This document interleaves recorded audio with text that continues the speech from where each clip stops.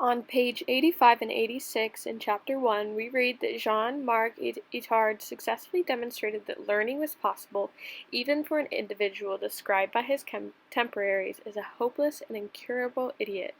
Itard and his student Edouard Sequin both established many contemporary practices still used today, including individualized instruction, positive reinforcement techniques, and a belief that all children are capable of learning no matter what, as Itard proved when he taught Victor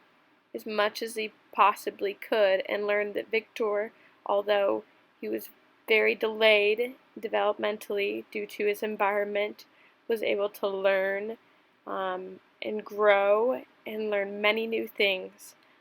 even if he didn't end up being as normal as society would have wanted him to be. He was still able to learn and grow no matter what, which is, a huge finding in science. Then on page 87, we read that there were countless other pioneers of modern education for individuals with intellectual and developmental disabilities, including Thomas Hopkins Gallaudet, who taught hearing-impaired children in the 1700s, and he also established the first institution for individuals with hearing impairments in the U.S. As well, we read about Louis Braille, who was blind, yet he created a tactile language system for reading that allows individuals who are blind to read using their hands to feel for embossed dots on a piece of paper, and this is known as Unified English Braille. These individuals were all pioneers in their field. However, most modern-day teachers aren't trained or exceptionally educated on meeting the needs of their students who might be exceptional learners or students with disabilities or certain handicaps. And so that's why it's important for professionals from across multiple and many disciplines to work together to help meet the needs of their students. This can include teachers, administrators, counselors, therapists, parents, dietitians, and even like PE teachers, and so many more who can work together to help improve the educational or emotional needs of students who fall under and who need special education. So this idea of professionals working together and just being educated on children who need special education leads me to the question, so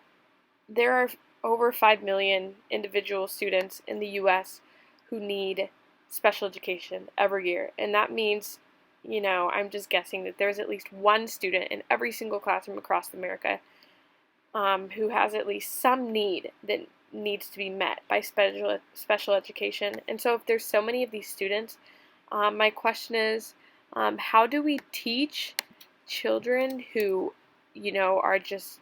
fall under